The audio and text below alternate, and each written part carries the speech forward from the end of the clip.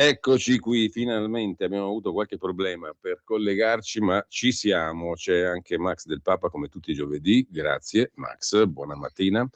Siamo in lieve ritardo, ma andiamo subito di gran carriera a raccontare che oggi, essendo il 18 dicembre, tu fai un'altra data intanto del tuo tour, del tuo Sì. Schiavi in tour. Schiavi è il tuo libro, abbiamo il link sul post nella pagina Facebook che annuncia la nostra conversazione, lo trovate facilmente su Amazon, facilissimamente. È un po' tardi per fare i regali di Natale, ma mica troppo, ci si fa ancora in tempo a comprare, a comprare il siamo libro di sempre Max. pronti.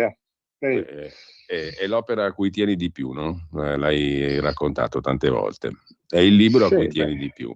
Ma poi da questo libro è gemmato anche il tour, che è una cosa nuova, costantemente nuova tutte le volte. Stasera sei ad Ancona, giusto? Stasera sono ad Ancona, Auditorium Fiera della Pesca di Ancona.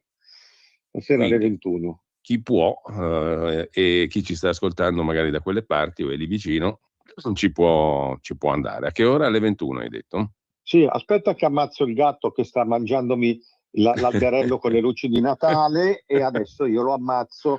Ma lo ammazzo una volta sola, solo una lo ammazzo. Allora, c'è anche tanta musica, si è arricchito anche di tanta musica il tuo sì, tour. Sì, facciamo. Stavolta sì, abbiamo trovato tutte le musiche.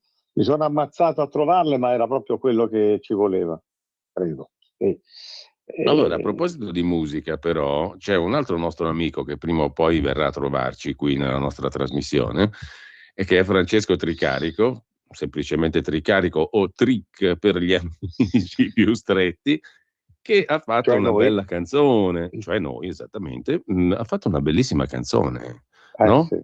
Con un invito, diciamo così, totalmente diciamo accettabile, almeno da parte mia, perché cerchiamo tutti i giorni dei motivi per sorridere, quindi Sorridiamo è il titolo del pezzo, che è anche corredato da un video molto simpatico, stile bozzetto, con i cartoni animati. Comunque facciamo prima ad ascoltarlo e a vederlo che insomma entriamo così nell'atmosfera natalizia. Cosa dici, Max?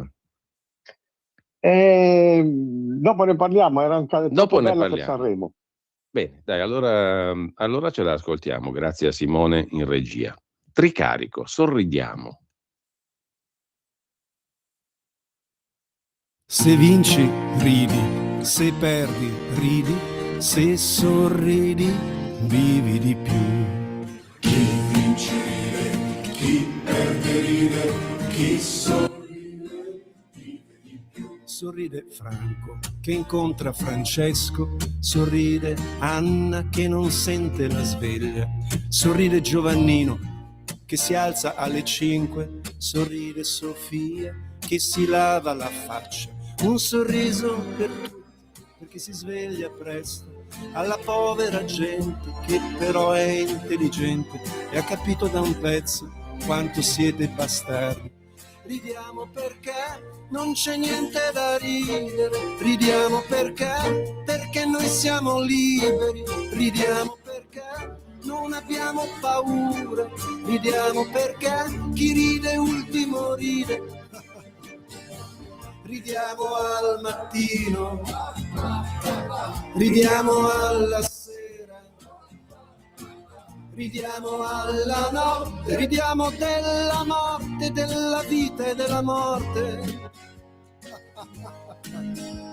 Se vinci ridi, se perdi ridi, se sorridi vivi di più. Chi vince ride, chi perde ride, chi sorride vive di più. Sorride il barbiere, sorride il regista, sorride il bidello che apre la scuola, e sorride il poliziotto, sorride l'attore, il pazzo, il politico, l'atleta e il pittore. Sorride l'Italia che non fa più figli, sorride l'Italia che non ha più soldi, l'Italia invasa e sempre più incazzata. Ridiamo perché non c'è niente da ridere, ridiamo perché perché noi siamo liberi e ridiamo perché non ci hanno battuto, ridiamo perché chi ride ultimo ride, ridiamo al mattino, ridiamo alla sera, ridiamo alla notte, ridiamo della morte, della vita e della morte. Se vinci ridi, se perdi ridi, se sorridi vivi di più. Chi vince ride, chi perde ride, chi sorride vive di più. Bello.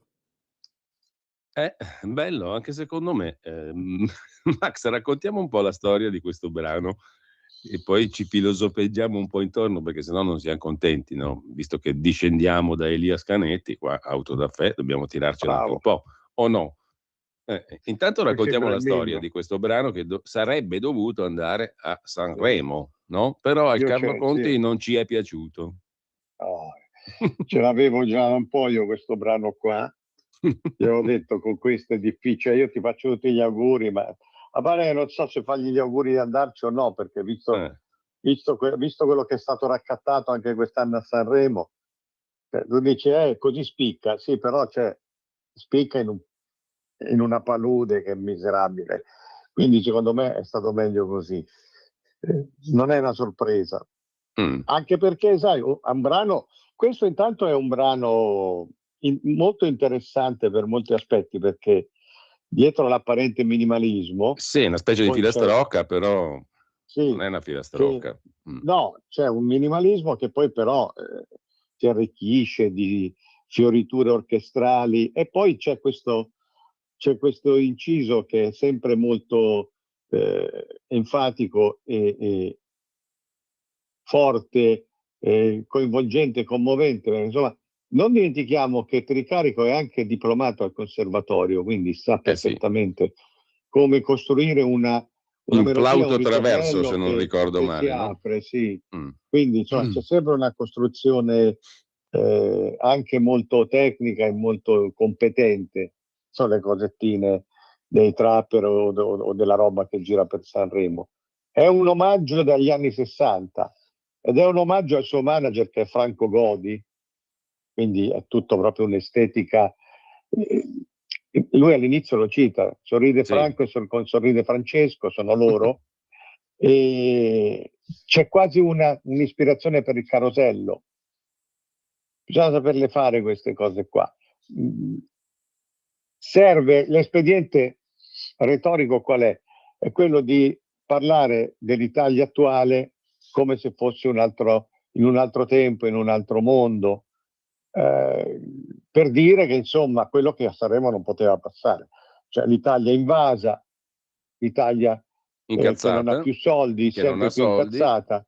Io quando ho sentito questi versi qua ho detto alt, lì cazzo che Carlo Conti, perché Carlo Conti è un mediocre che deve prendere tutta la mediocrità che non disturba nessuno, è un mediocre che ha seguito un altro mediocre. Hai visto Amadeus? Pareva Cristo in terra, era arrogante, è andato via, è andato alla 9 solo per un pacco di milioni, e adesso torna con la coda fra le gambe perché in Rai, perché ce lo fa tornare il suo amico Fiorello, Maciuri, sempre le solite cose di famiglia, no? Qui non siamo all'amichettismo, proprio qui siamo al clan, e allora adesso torna in Rai. Ce l'aveva mandato via la Meloni, no, se n'era andato via lui e torna con la coda fra le gambe. Non ci vanno i Tricarico a Sanremo con una cosa così. E questo è un brano che poi resta proprio dentro nella ma c'ha poi un'ironia che confina col sarcasmo, perché in realtà è un'ironia così lieve. Amaro. Sì, è un'ironia lieve, ma proprio per quello penetra dentro più profondamente, secondo me, perché poi ti scava e dici non c'è niente da ridere, no? No, come nel suo stile, no? Perché lui, Francesco, è comunque un autore molto attento e quindi non può non essere amaro. Questo video qua pure, che è molto esteticamente anni 60, no?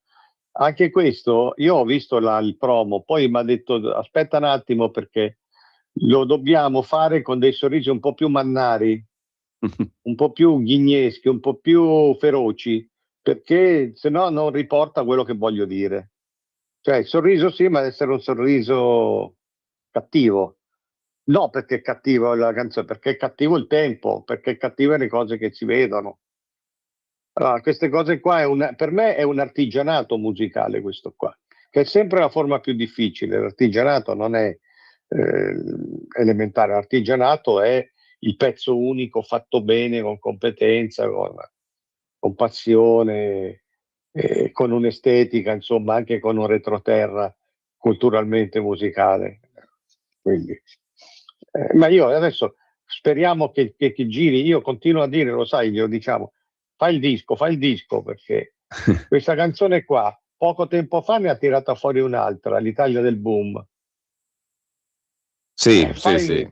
Fai altre 8-10 canzoni di questo livello, viene fuori un signor disco. E poi come va? Beh. Il materiale, capisci? Avere cose nuove. Comunque è molto simpatica, gli ascoltatori la possono ritrovare anche facilmente su YouTube. Come no? Sì, è molto, molto fa riflettere, diciamo così, fa riflettere con questa leggerezza che scava. A proposito di musica, però, Max, com'è che hai scelto i tuoi brani? Perché ho visto la colonna sonora che accompagna il tuo Schiavi in Tour, anche stasera, credo, no? E mi ha molto incuriosito con che logica li hai selezionati questi brani. Poi ne sentiamo anche uno ceneberrimo, l'adagio di Barber, bellissimo, che accompagna un momento particolare del tuo spettacolo, no? Quello va alla chiusura. Sì, io li ho scelti partendo dalle cose che ho scritto, cioè mi serviva per associazione. Un commento, sì, per associazione, un commento naturalmente. Ci sono diventato matto, non lo so, avrò selezionato 6.000 tracce musicali.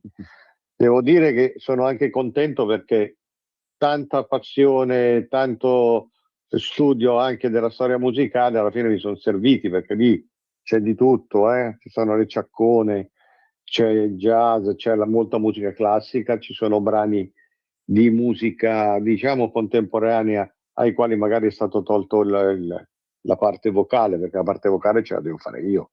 Per esempio c'è un brano di hip hop che è tratto da Houellebecq, Le possibilità di un'isola. Lui aveva fatto una canzone dove parlava di un cane che moriva. Io volevo parlare di questi animali che mi hanno salvato la vita, quando non li ammazzo perché mi mangiano le lucine. E allora da Houellebecq ai hip hop, dai hip hop sono subentrato io, ma sono subentrato togliendo l'audio. Ora io mi rendo conto che nel rappresentare questa canzone diventa un po' il hip hop, perché talmente forte è il modello vocale che io finisco per andare in quella scia lì. E però non potevo scegliere un altro brano. Ci sono tanti momenti diversi, pochissimo conosciuti anche. Sono diventato matto perché quando io leggo per esempio Il congedo del viaggiatore cerimonioso, io non volevo quelle musichette di Ludovico Einaudi, quelle cose lì. Alla fine ho trovato, c'è un preludio di Bach, no scusa, un preludio di Chopin, opera 28, quello lì era il suo. Quando io sentivo dire questo è il suo, basta. E alla fine non capisco più, non vorrei, Dio per carità, ci sto solo cercando di spiegarmi, non riesco più ad avere la sensazione se è come se io avessi scritto per queste musiche, oppure se queste musiche fossero state scritte per questi brani che vado a proporre. Voglio dire che ho trovato un amalgama totale, completo, cinematografico. C'è il brano dove io ricordo mio padre che è rivestito delle memorie di Alhambra, di Tárrega. E io non so trovare niente di più adatto, e io stesso quando faccio le prove per leggerlo faccio fatica ad arrivare in fondo, perché quel tipo di musica lì mi crea un sovrappiù, un overload, proprio un eccesso di pathos che io stesso faccio fatica. È quello che cercavo. E credo che lo spettacolo così sia ottimo, sia buono, insomma. È adatto. Simone, sentiamo l'adagio di Barber, poi ci racconti qualcosa.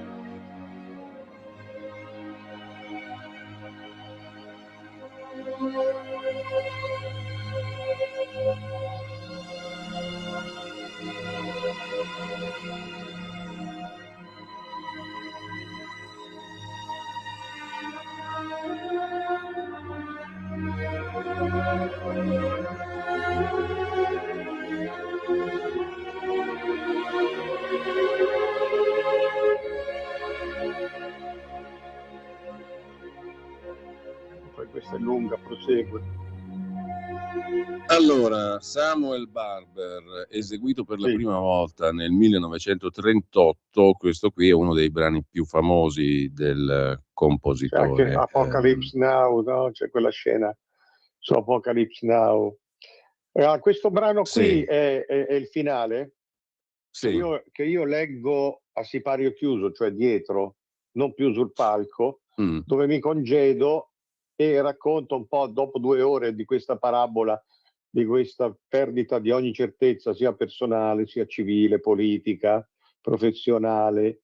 Tiro le somme perché dico, insomma, per me, io l'ho immaginato tante volte questa dimensione di tornare su un palco, però siccome ero malato e stavo morendo, era una cosa che pensavo con un grande rimpianto, ero sicuro che non ci sarei più arrivato. Ora, ritrovarmici per me ha un sapore veramente strano, non dico di miracolo, per carità, perché sarei pretenzioso, ma qualche cosa che ancora non riesco io a realizzare bene. Cioè mi sembra quasi una sospensione, mi sembra quasi di sognare, perché veramente le probabilità erano tutt'altre. Allora io lì racconto un po' tutta la sofferenza, perché poi tutto questo spettacolo io me lo sono, lo sai, me lo sono immaginato, costruito, sofferto, tutto da solo. Sì. I testi, le poesie, la scelta delle musiche, gli espedienti scenici, ed è stata anche faticoso. E allora, insomma, racconto questa cosa a cuore aperto e do appuntamento, cioè dico, dammi ancora al pubblico, dammi ancora un pretesto, un alibi per potermi ripresentare, perché per me non è più niente di scontato. Ho scelto questa musica qua perché, insomma, non sapevo immaginare una cosa più solenne, ma e anche più fragile, più delicata. Sì. Sì, esatto. Non ci sono io, c'è solo la voce su questa musica. Quanto dura lo spettacolo adesso? Un paio d'ore. Con la musica? Con le musiche. Sì, all'inizio avevo detto facciamo 2 o 3 musiche, poi alla fine ho scelto ogni traccia, non i passi letti dal libro, no, ma ogni traccia, i fuoriscena, le riflessioni brevi, le poesie, sono tutte musicate. C'è poi una parte mediana che è quella dove io leggo in carrozzina, naturalmente, a nome di tutti i malati, leggo tutti i messaggi di odio che ci sono stati riversati degli anni famosi della pandemia e del coprifuoco, con la gente che diceva dovete morire, non siete abbastanza disciplinati. Anche quella è coperta da musiche, ce ne sono due, una sono tutti i messaggi, poi subentro io e dico chiaramente, perché non mi va che si venga dimenticato tutto dopo 6 anni, quello che ci hanno fatto, che è una cosa inaudita. Da un punto di vista politico, non parlo di sanità, quello che ci hanno fatto, come ci hanno costretti, come ci hanno stritolati, e difatti non ci siamo più ripresi. E allora, ecco, anche lì ci volevano le musiche, ci volevano. Ho preso delle canzoni rock, ho tolto l'audio, perché l'audio a questo punto lo faccio io. Ecco, a proposito, bellissimo, che vorrei ascoltare prima della pausa delle 10:30, poi apriremo anche le linee telefoniche dopo la pausa, allo 02 92 94 7222, oppure se volete mandare messaggi via WhatsApp al 340 6709 659. Un altro brano è famosissimo, Recuerdos de la Alhambra di Francisco Tárrega, e chiedo a Simone di farlo partire.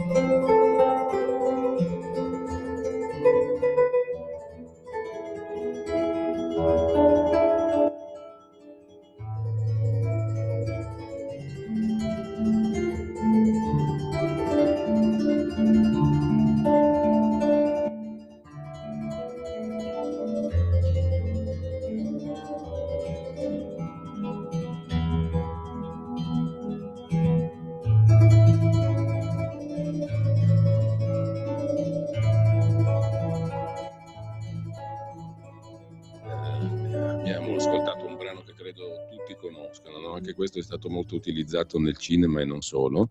È un brano bellissimo che cade esattamente dove nel tuo spettacolo, Max?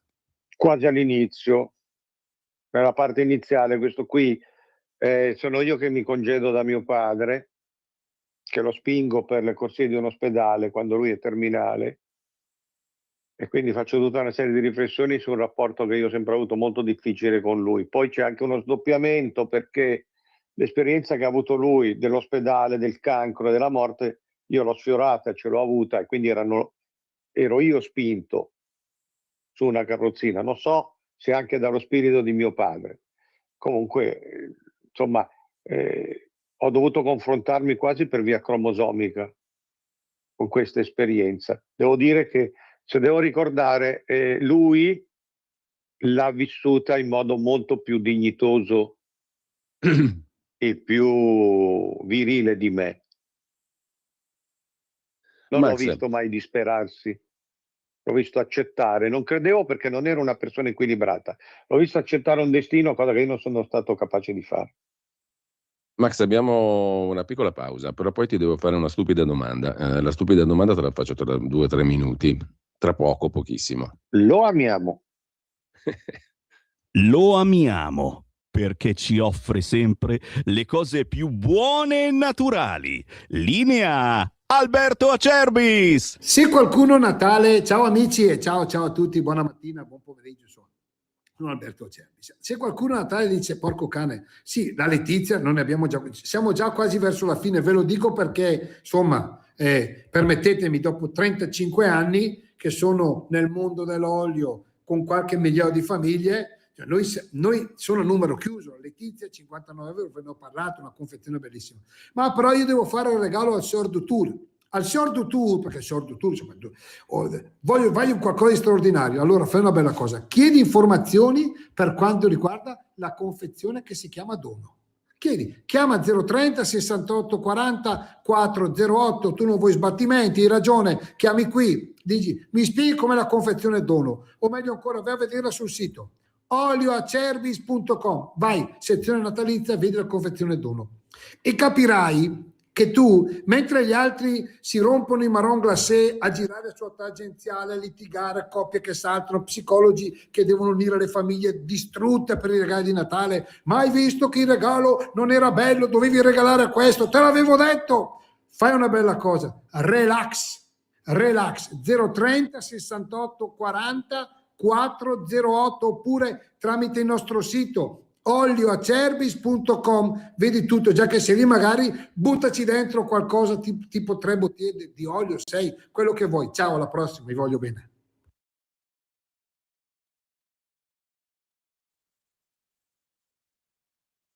Allora, dovremmo essere ritornati in onda, ci stiamo destreggiando tra vari messaggi e cose. Comunque siamo in onda di nuovo. La mia stupida domanda era questa qui.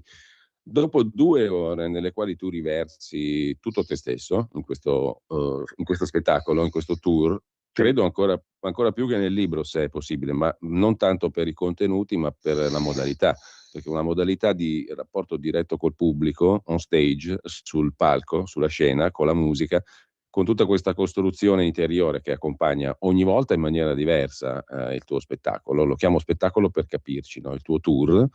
Ecco, tu ci riversi dentro tutto, no? Ogni volta è un tutto.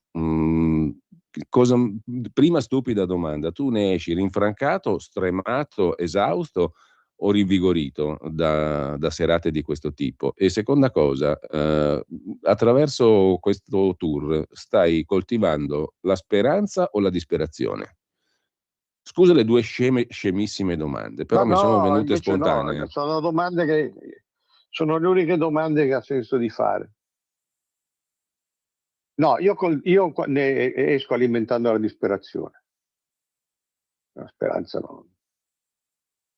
Non parlerei più di speranza. Tanto più che comunque questo è uno spettacolo che non si chiude con nessun lieto fine. L'ultima traccia si chiama I miei occhi fissi, cioè non è vero che si esce diversi, che si esce migliori, come dicono. Non se ne esce affatto. Io entro in carrozzina ed esco dopo 2 ore in carrozzina. Quello che è perso, sotto tutti gli aspetti. E si continua a vivere nell'attesa della fine. La verità è questa qua, specialmente quando hai 60 anni, non ne hai 20, non hai un futuro da ricostruire. No, io alimento la disperazione con una punta di sollievo che è quello di potermi ripresentare davanti a un pubblico, perché io ho sempre cercato questo. Ho sempre avuto un'esigenza di esibirmi. A 60 anni non la fai come a 20 o a 30 o a 40, però io ho sempre cercato questo. Se posso farlo ancora per un po', non so per quanto. E ne esco stremato. Perché intanto è una cosa abbastanza dispendiosa. Certo, non è come andare in miniera, come si dice, però sono 2 ore di continue senza fermarsi. Anche leggere, interpretare, poi c'è un carico emotivo molto forte. Perché, insomma, io parlo di mio padre che muore, parlo di me stesso che rivivo tutto il trauma, parlo anche di mia madre quando se ne va, no, parlo della mia sconfitta professionale, cioè credere di fare qualche cosa nel gioco dell'informazione e renderti conto che non è niente, che non sei niente. Parlo di tante perdite, quelle dei miei amati animali, di come uno poi perde tutte le foglie, del rapporto con il divino che io non ritrovo. Insomma, è anche emotivo, o ci credi o non ci credi in quello che fai. Io ci credo molto nelle cose che dico e nelle cose che metto anche in poesia, che è la forma più sincera, più Quindi c'è un carico anche emotivo. C'è anche il fatto della fatica di preparare tutto, perché comunque io faccio tutto da solo, totalmente da solo. Preparo prima, me lo immagino, me lo leggo, me lo scrivo, me lo correggo. Avrò fatto 6.000 versioni, ogni volta cambia. È una fatica che io accetto con grande gioia, con grande riconoscenza, perché ci mancherebbe altro, però è una fatica. E no, io non esco rinfrancato, esco quando ho finito. Io Ma esco. neanche dal rapporto col pubblico, con le persone che ti ascoltano, che ti guardano. Che cosa ti dà questo rapporto stretto alla fine? Perché poi tu stai giocando su un terreno di intimità assoluta, no? Con questo tour. Sì. Io sto imparando delle cose da questa esperienza qua, che facevo anche in passato, però adesso la faccio in modo più personale e più a un livello anche di ambizione superiore. Sto imparando che questa cosa qui a un certo punto è pericolosa perché è una bestia che ti divora, cioè in giorno devi lasciarla andare dove va senza starle a incaponirti di cambiare ogni riga, ogni virgola, perché sennò diventi pazzo, veramente vai al manicomio. Poi sto imparando che questa cosa ti consuma, proprio ti consuma dentro. Capisco che può sembrare retorico, però diventa una parte di te che si libera e che si consuma. E sto anche imparando che come rapporto col pubblico, quando io finisco, che mi ripresento, provo una grandissimo, cioè il sollievo, se la cosa è andata bene, subito lascio il posto a un grande rimpianto, perché già pensi alla prossima volta, speri nella prossima volta. Quindi è comunque una situazione sempre di tensione, di insoddisfazione. Vorresti ricominciare subito da capo in quel momento lì. Io poi devo anche cavarmele le mie date, non sono molte, non sono il mio amico Simone Cristicchi che gira 250 giorni l'anno, quindi sa già che per 3 anni lui sta a posto, c'ha tutte le date. Io ogni volta me la devo scavare, adesso poi dopo stasera c'ho il 10 gennaio, per dirti la vita com'è mia, il 10 gennaio sono ad Ancona, scusa, a Verona. A Verona. Dopo io mi devo fermare perché devo fare fino a fine gennaio devo fare tutti i miei controlli per il cancro. E lì ogni volta dici devo fare un attacco totale, un attacco quadrupla. Vuoi che non mi trovano qualcosa? Poi saranno scherzi del cervello, però vivi con quella maniera lì. Allora intanto ci scrive Ida via WhatsApp al 3406709659. Ci scrive Ida, dicevo, grazie Max per questa musica sublime e ancora grazie perché ho perso mio marito 2 settimane fa e questa musica accompagna questi momenti così difficili. Grazie in maiuscolo, ti scrive ancora Ida in questo messaggio. Spero di poterla raggiungere o che mi possa raggiungere lei, perché io poi, ecco, c'è anche un'altra cosa. Quando io propongo queste cose trovo sempre persone che hanno un lutto, un dolore o che sono a loro volta malate. Quindi questo è un altro aspetto che sto imparando, cioè tu vuoi fare una cosa, farla bella, farla commovente, no?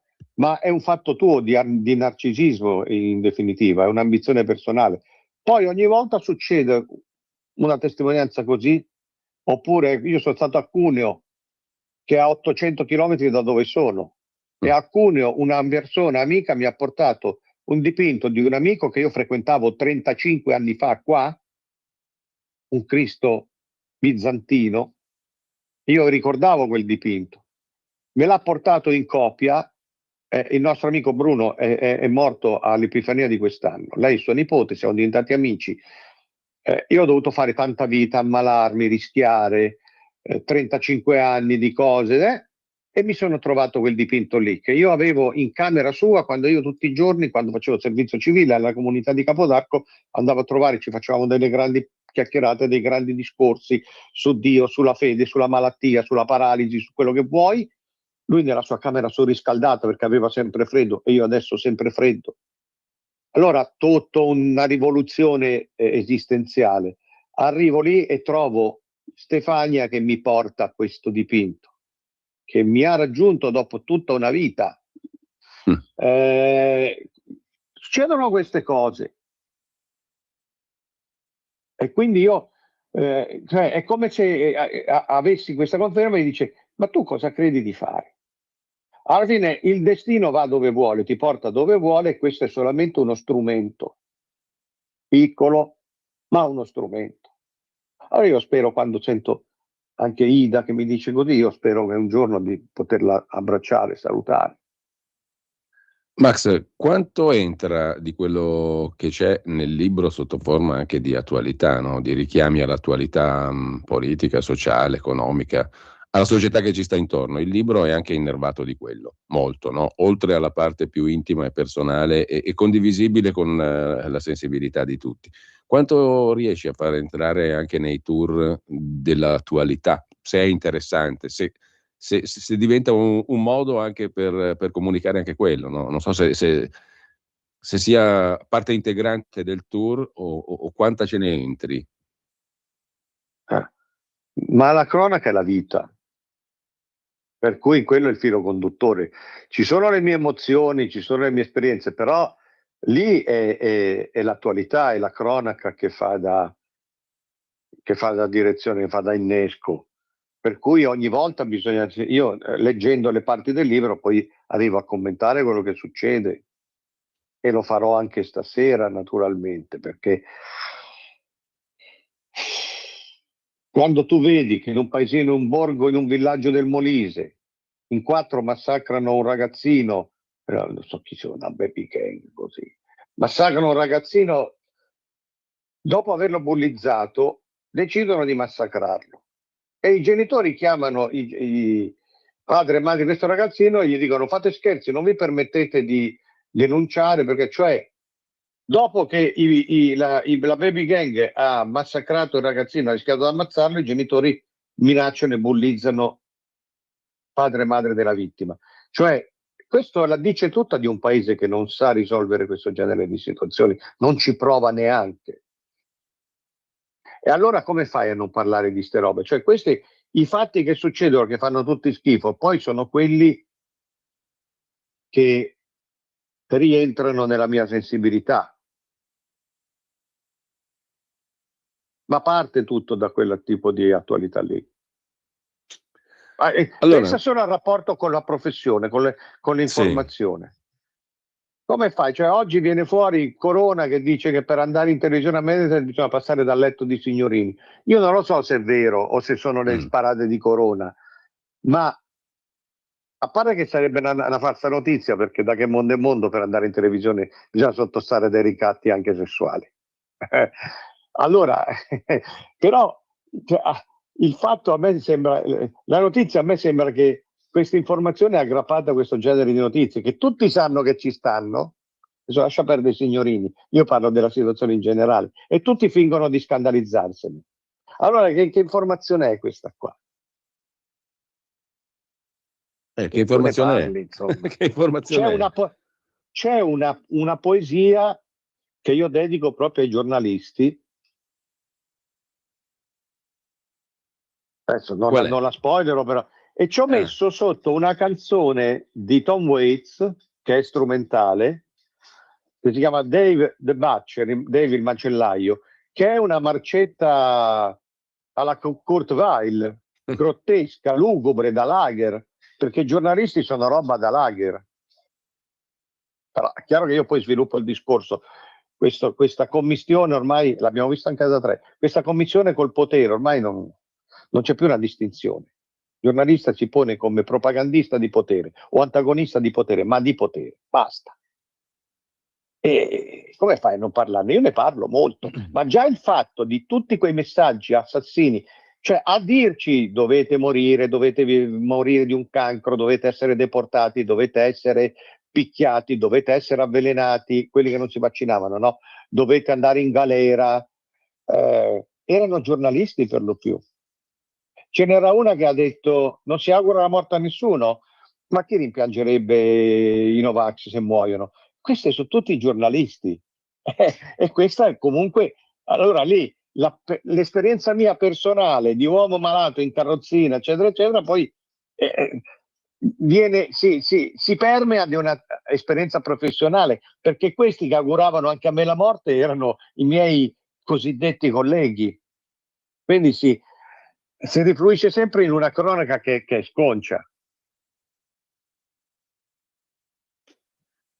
Allora, Simone, mandiamo un altro brano, perché dalla lunghissima playlist, un po' in maniera casuale, mandiamo un altro brano e poi ne parliamo con Max in diretta, tra poco.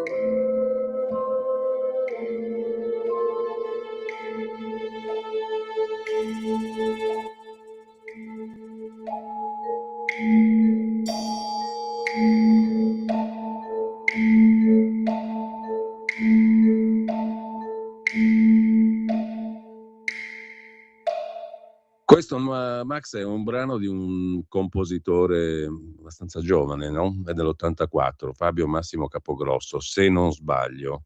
Com'è che l'hai tirato fuori? Perché cercavo un sottofondo, questa poi è la colonna sonora di Esterno Notte, no? Film sul Moro, sul terrorismo.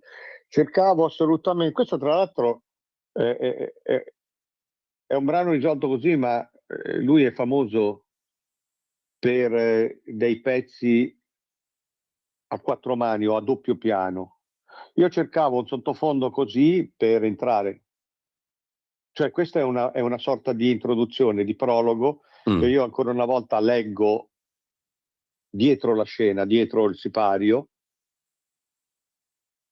quando appunto sono lì, mi ritrovo travolto da quello che mi è successo, rifletto,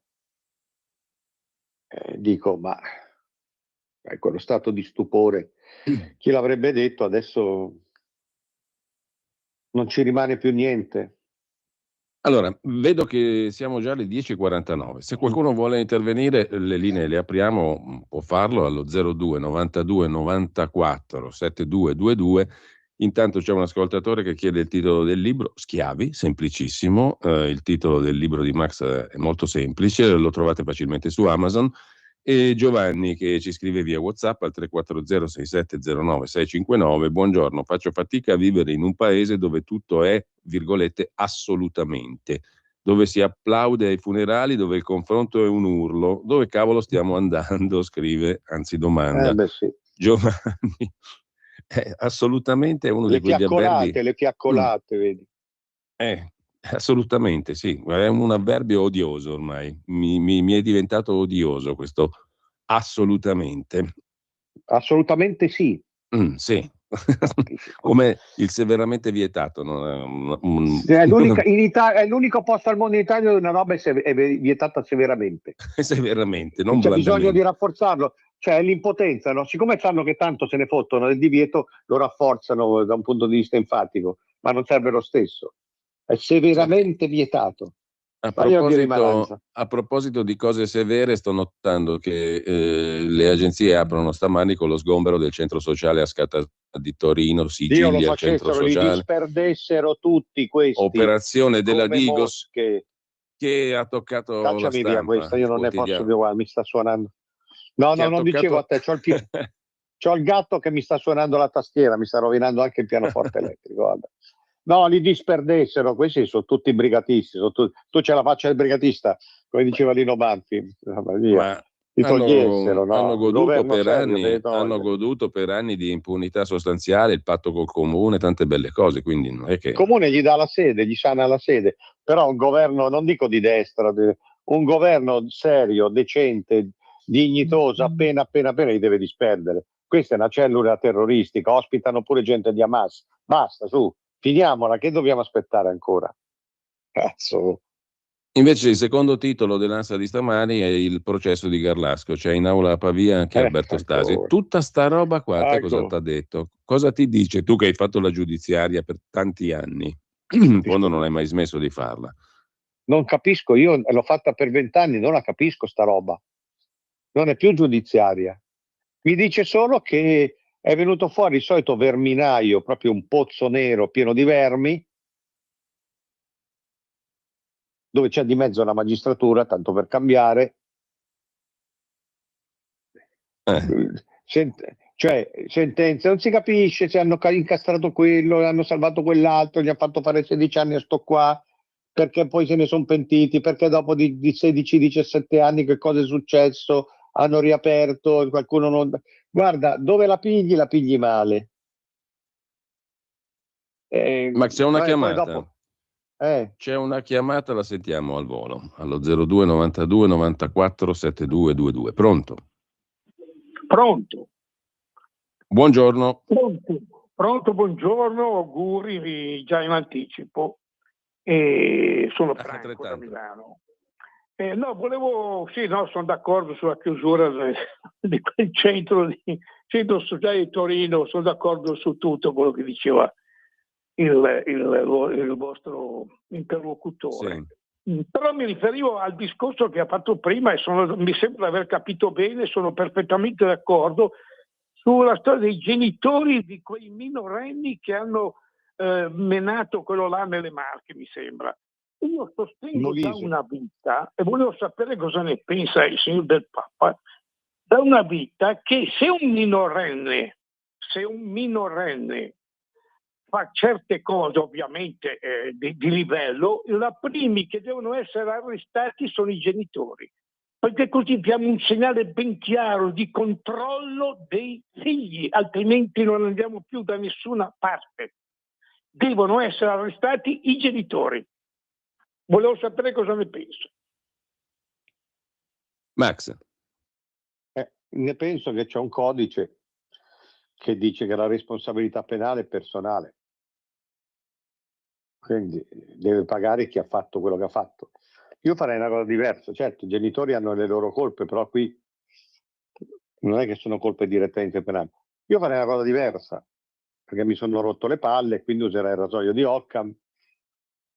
Cioè, mi sono stufato di sentire psicologi, criminologhe, gente rifatta, gente cosa, che dice non li sappiamo ascoltare, non li sappiamo capire. Bisogna... No, perché... No. I figli sbatte riformatorio. Visti? Sine die. Quando veramente i processi, quando veramente hanno capito, cominci con calma a ridargli la PlayStation, il cellulare, mezz'ora al giorno, 3/4 d'ora al giorno. Quando veramente ci si rende conto che questi hanno capito che si sta al mondo per aiutare gli altri, no per violentarli, allora se ne riparla. Cioè, penso che siamo arrivati a un punto in cui tutta l'indulgenza, la sociologia, la psicologia del cazzo, così, ha da finire. I figli e li sbatti in riformatorio. Non sono imputabili. No, li sbatti in riformatorio. Ma no a giocare. Se non li vuoi mettere in galera, li metti ad aiutare le persone disabili, come il disabile che hanno reso loro tale. Basta, tutto lì. Ci scrive Gino, è molto triste ascoltarvi, purtroppo la vita è questa, non so cosa dire, ma vorrei solo capire a proposito dei giovani, la scuola, i professori, i genitori, cosa educano o insegnano? E poi il ragionamento che stavamo facendo adesso. Max, intanto io proporrei a Simone di farci ascoltare, c'è un'altra chiamata, però poi prepariamo un altro pezzo musicale, allora la chiamata la passiamo subito al volo. Pronto? È caduta la chiamata, te la rimetto in collegamento. Benissimo, allora aspettiamo un attimo, credo, così possiamo sentire la voce del nostro ascoltatore e poi prepariamo un altro brano tra quelli che hai selezionato tu per il tuo tour e lo commentiamo brevemente prima di salutarci. Quindi Simone, fammi sapere se la telefonata la possiamo sentire, così. È in linea. Ecco, benissimo. Allora, pronto? Sì, Luigi da Firenze, volevo dare prima Buongiorno. gli auguri al signor Canarca, poi Grazie. sì, praticamente ci vorrebbe una giornata per parlare dei giovani, eccetera, e anche il discorso di metterli in galera, praticamente i genitori, io sono un genitore di 2 anni, però volevo fare gli auguri a tutti quelli di Radio Padania e auguri praticamente per la casa da 1,5 milioni di euro del signor Salvini, comprata praticamente a prezzi molto camerati.